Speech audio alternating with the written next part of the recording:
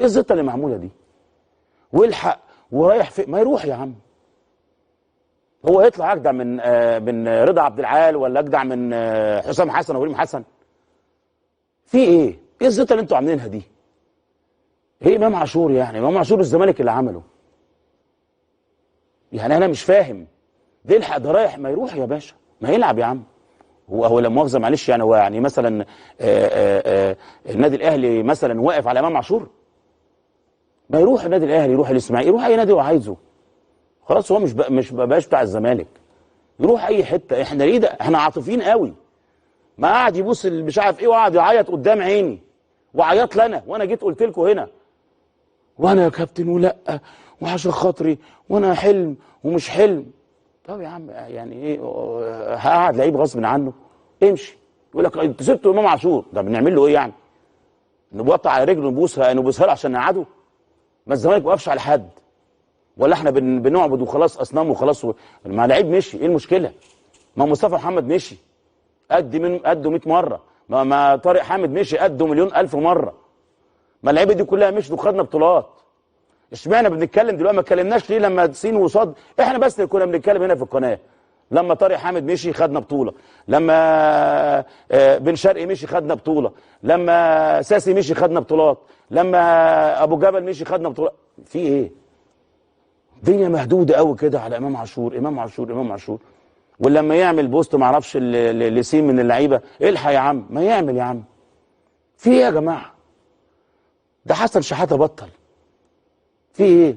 ده فاروق جعفر بطل. هختم يا كابتن معاك بسؤال عايز اجابته بدون تعليق. اتفضل. هل تشعر ان هناك في الكواليس احداث تهدف لرجوع امام عاشور على النادي الاهلي؟ ايوه ولا لا؟ انا باني ده خد بالك على شفت سلسله حاجات الايام الاخيره، اعتذار لجمهور الاهلي، اعتذار للكابتن خطيب، بيعتذر لوليد انا بتكلم على امام يعني. كابتن وليد سليمان قال لك انا عايز ادفع لكهرباء الغرامه، كهرباء عمل رقصته وهو رد عليه في بريتويت وكلام، والكابتن طارق يحيى هاجمه جدا في مؤخرا. انا هزيدك حته صغيره قوي. امام عاشور ومصطفى محمد بنسبه 60 70% ممكن يروحوا النادي الاهلي. ومصطفى محمد كمان؟ لان انا دي انت بتقول توقع ولا بتقول معلومات؟ لا بقول معلومات. يعني انت يا كابتن ليك حد قريب؟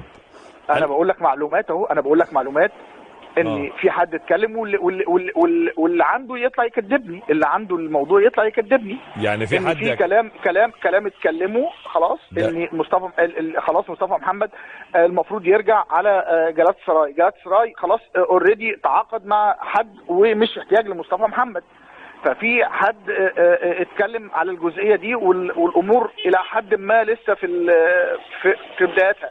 انما انا بقول لك بنسب بس دي قدرات ماليه ضخمه يا كابتن. الاعاره ما بتبقاش قدرات ماليه جامده زي ما حضرتك متخيل. يعني ممكن يعني يجي اعاره لعيب فيهم مثلا او ايوه اثنين. ما انا بقول لك اهو، انا بكلمك بقول لك حضرتك بتقول لي معلومات وده اللي مسهل الموضوع على فكره يعني. انما فتوح اعتقد لا انا بتكلم لا هو عشان مصطفى وامام. الوقت مش على ذمه الزمالك كده ماشي. انا بكلمك على السوشيال ميديا مصطفى وامام على ذمه الزمالك. لا مش على لا بقول لحضرتك هم دلوقتي مش على ذمه الزمالك. ايوه ومفيش حاجه اسمها وقانون الاتحاد الدولي بيقول مفيش حاجه اسمها بكتب تعهد ان اللعيب ما يرجعش. لا مفيش حتى لا بس الاثنين كده بعيد عن التعهد. الكلام ده اتقال لا بعيد عن التعهد. الاثنين عقودهم ما فيهمش البند ده كده العقود ما فيهاش البند ده. لا ده في الكلام ده اتقال من حد جوه الزمالك بيقول ما يقدروش وبتاع عشان احنا واخدين ورق عليهم بيقول كذا كذا كذا. مفيش الكلام دوت. طب انما حضرتك بتقول لي معلومات دلوقتي مؤكده. انا بقول لك معلومات دلوقتي. واتفتحت خطوط بين المسؤولين في الاهلي وبينهم او مع الوكلاء بتوعهم. وممكن تسال في الاهلي كده وشوف يقول لك ايه.